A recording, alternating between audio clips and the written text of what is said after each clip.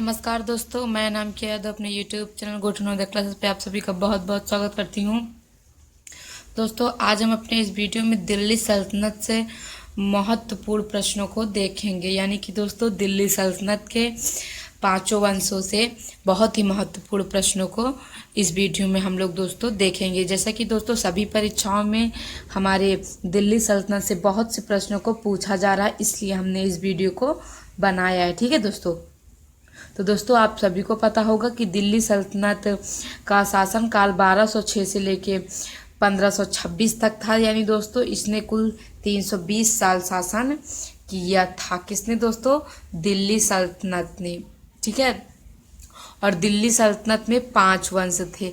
अब इन्हीं पांचों में दोस्तों बहुत से शासकों ने शासन किया है। अब हम इन्हीं सब के बारे में किसने क्या किया है बहुत ही इम्पॉर्टेंट पॉइंटों को देखेंगे। ठीक है दोस्तों, आइए हम अपने इस वीडियो को शुरू करते हैं।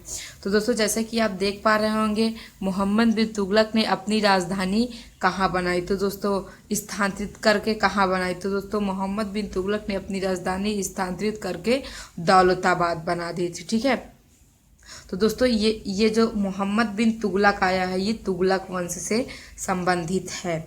तो दोस्तों दिल्ली सल्तनत में हमने बताया आपको 5 वंश। सबसे पहला गुलाम, फिर खिलजी, फिर तुगलक, फिर सैयद, फिर लोदी। तो दोस्तों ये पांचों वंश ने शासन किया था। ठीक है, अब आगे के प्रश्न को देखिए।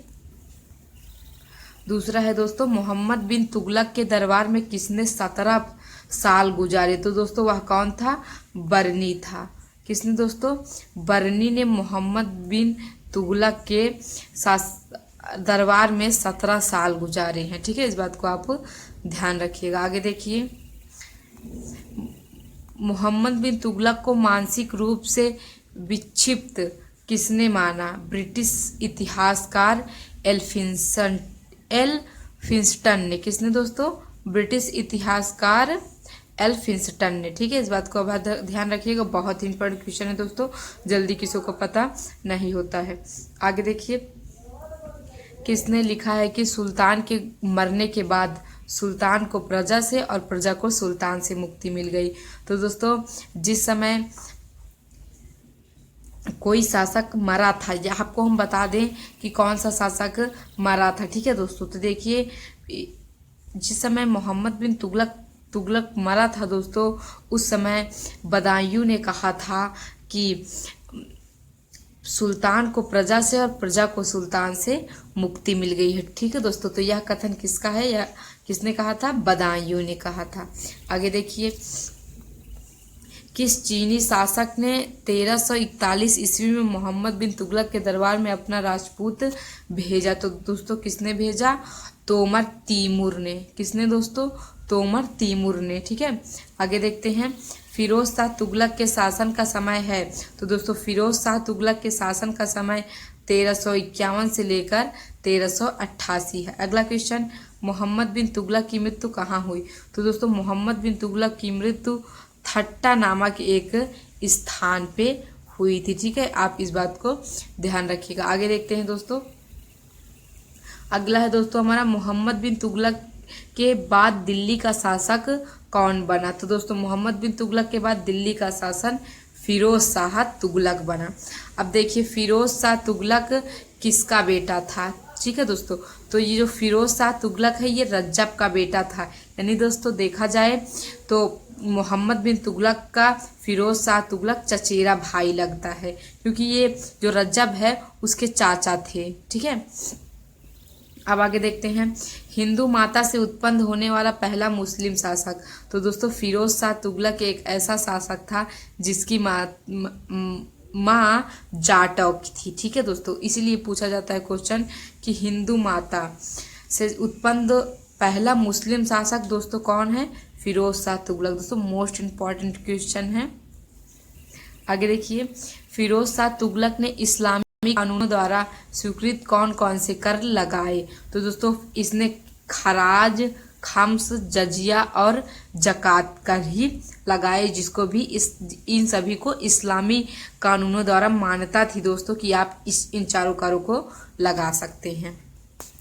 आगे देखिए, सिंचाई की सुविधा के लिए फिरोज शाह तुगलक ने कितने नहर खुदवाए थे, ठीक है दोस्तों, या फिर कितने नहर बनवाए थे। तो दोस्तों सिंचाई की सुविधा को बढ़ाने के लिए फिरोज शाह तुगलक ने 5 नहर बनवाए थे, ठीक है, ये राइट आंसर होगा। आगे देखते हैं, फिरोज शाह तुगलक ने कितनी कृत्रिम झीलों का निर्माण करवाया। तो दोस्तों फिरोज शाह तुगलक ने 30 कृत्रिम झीलों का निर्माण करवाया था। आगे देखिए दोस्तों, फिरोज शाह ने किस नाम से सिक्के चलाए। तो दोस्तों इसने किस नाम से सिक्के चलाए, अधूला, विख और शम्समानी, ठीक है दोस्तों, गानी है, ठीक है, शम्स गानी नाम के भी सिक्के चलवाए थे। आप इस बात को ध्यान रखिएगा, ठीक है दोस्तों, कई बार परीक्षाओं में पूछा जाता है।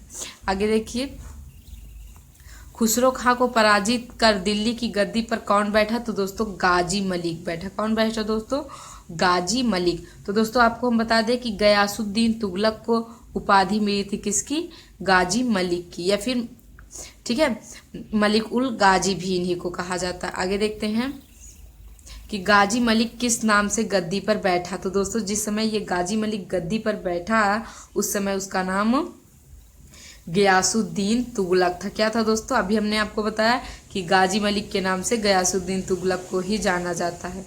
आगे देखिए कि नहरों का निर्माण कराने वाला प्रथम शासक कौन था दोस्तों, तो वो गयासुद्दीन तुगलक था।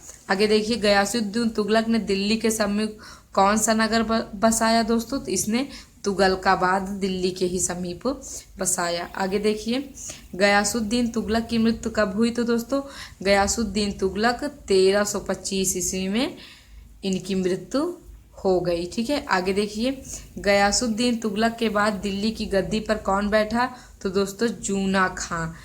अब दोस्तों ये जूना खां कौन है दोस्तों, तो इनका दोस्तों मूल नाम है मोहम्मद बिन तुगलक। आप सभी जानते होंगे जूना खां इनको उपाधि मिली थी, ठीक है।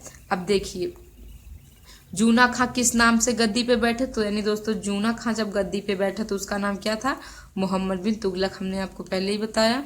आगे देखिए, सभी सुल्तानों में से कौन सबसे अधिक शिक्षित विद्वान सुल्तान था। तो दोस्तों ये मोहम्मद बिन तुगलक ही। दोस्तों ये बहुत ही ज़्यादा विद्वान था, बहुत ही अच्छे अच्छे काम किए हैं, लेकिन सब काम इसके असफल रहे, लेकिन कामों को बहुत ही ज़्यादा दोस्तों इसने किया था। दोस्तों ये गणित, विज्ञान शास्त्र, खगोल शास्त्र सब में बहुत ही आगे, बहुत ही विद्वान था यह शासक। आगे देखिए, मोहम्मद बिन तुगलक को अपनी सनक भरी योजनाओं और कृतकों के कारण अन्य किसी नाम से जाना जाता है। दोस्तों इसने अपने शासनकाल में इतना अच्छा काम कर दिया था कि ये पागल हो गया था और जनता भी इससे कुछ समझ में नहीं आ रहा था, ठीक है दोस्तों। तो इसको देखिए किस किस नाम से जाना, स्वप्नशील, पागल और रक्त पिपासु कहा जाता था। आगे देखिए, मोहम्मद बिन तुगलक ने कृषि के विकास के लिए किस विभाग की स्थापना करवाई थी दोस्तों, तो अमीर ए कोही दोस्तों, या कृषि विभाग था उस समय का, ठीक है। तो मोहम्मद बिन तुगलक ने कृषि के विकास के लिए अमीर ए कोही की स्थापना करवाई थी, ठीक। अब देखिए दोस्तों, मोहम्मद बिन तुगलक ने अपनी राजधानी दिल्ली से कहाँ स्थानांतरित की। तो दोस्तों ये अपनी राजधानी देवगिरी लेके चला है। उसके आगे है दोस्तों, मोहम्मद बिन तुगलक ने देवगिरी का नया नाम क्या रखा दोस्तों, इसने अपनी राजधानी परिवर्तित करके देवगिरी लाया और इसका नाम भी बदल दिया, इसका नाम दौलताबाद कर दिया।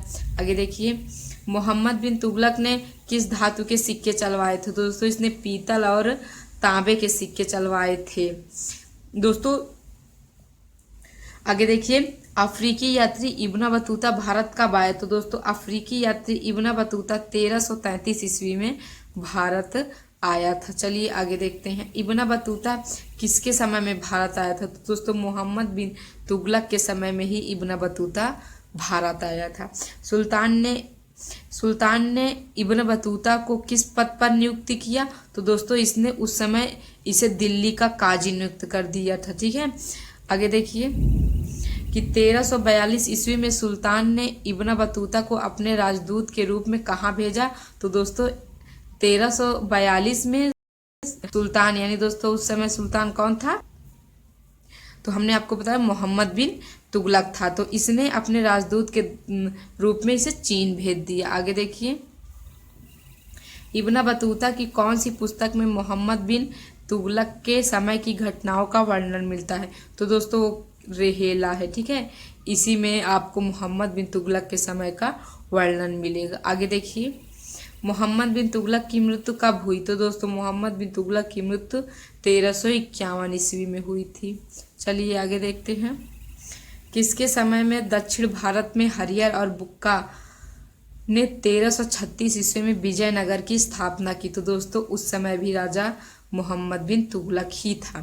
इसी के समय में दोस्तों दो राज्य बहमनी और विजयनगर अस्तित्व में आए थे। यहाँ पे केवल विजयनगर की बात की है, दो भाई हरिहर और बुक्का ने इसकी स्थापना की थी। चलिए, मोहम्मद बिन तुगलक के बाद गद्दी पर कौन बैठा? तो दोस्तों वह फिरोज तुगलक। दोस्तों इसको हम लोग फिरोज यहाँ शाह भी कर सकते हैं, ठीक है।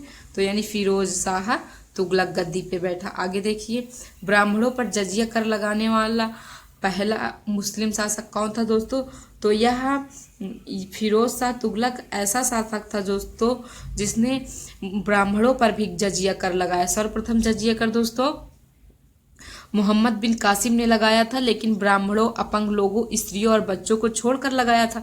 फिरोज शाह तुगलक दोस्तों ब्राह्मणों पर भी लगाया था। इसलिए क्वेश्चन बनता है कि ब्राह्मणों पर जजिया कर लगाने वाला प्रथम मुस्लिम शासक, तो दोस्तों वह है फिरोज शाह तुगलक। आगे देखिए, फिरोज शाह तुगलक द्वारा लगाए गए सिंचाई कर की दर क्या थी? तो दोस्तों इसके द्वारा जो कर लगाया गया था वो 1/10वां भाग था। मतलब दोस्तों यदि आपके यहाँ आपके खेत में 100 बोरा आलू हो रही है तो इसका 1/10वां यानी 10 बोरे आप हमें दे दीजिए, बाकी जो बचे आप रख लीजिए।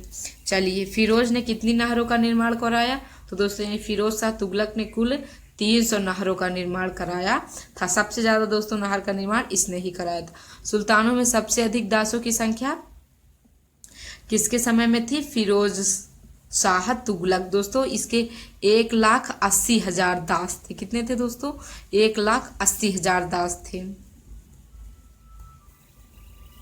आगे देखिए, दासों की देखभाल के लिए फिरोज ने किस विभाग की स्थापना की? तो दोस्तों वह था दीवान ए बंदगान। दोस्तों दीवान ए बंदगान को ही दास विभाग की भी कहा जाता है, ठीक है। तो इसके पास दासों की संख्या सबसे अधिक कितनी थी दोस्तों? 1,80,000 थी। दोस्तों आपको हमने दिल्ली सल्तनत से संबंधित महत्वपूर्ण प्रश्नों को बता दिया है। तो दोस्तों यदि आपको हमारा वीडियो पसंद आया होगा तो वीडियो को लाइक करिएगा और हमारे इस चैनल को सब्सक्राइब करिए, ताकि कोई भी वीडियो अपलोड करे तो नोटिफिकेशन सबसे पहले पहुंच जाए। और दोस्तों सब्सक्राइब करते वक्त बगल में जो आपको बेल आइकन दिखेगी उसे जरूर प्रेस करिएगा दोस्तों, ठीक है। तो धन्यवाद दोस्तों, मिलते हैं अपने अगले वीडियो में कुछ नया लेकर, ठीक है दोस्तों। चलिए अगले वीडियो में